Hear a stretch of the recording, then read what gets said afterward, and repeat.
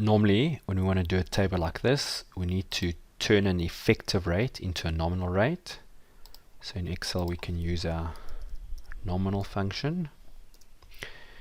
You'll see I can say, I'm going to point at the effective rate. I'm going to tell it it's over 12 months. When I say OK, however, it gives me an error. So nominal cannot handle a negative effective rate. So you're going to have to go back to your maths books.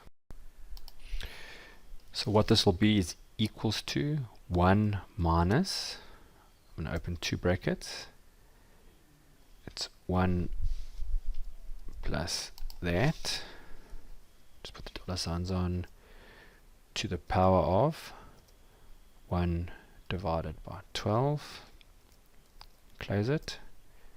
So it tells us 0.51%. Just to see how I would use it, I'm going to say equals to that multiplied by minus whatever the nominal rate is, dollar sign. So it gives us this. We've got a little bucket that then opening balance is the same as the closing balance. And let's see what happens at the end of our 12-month period.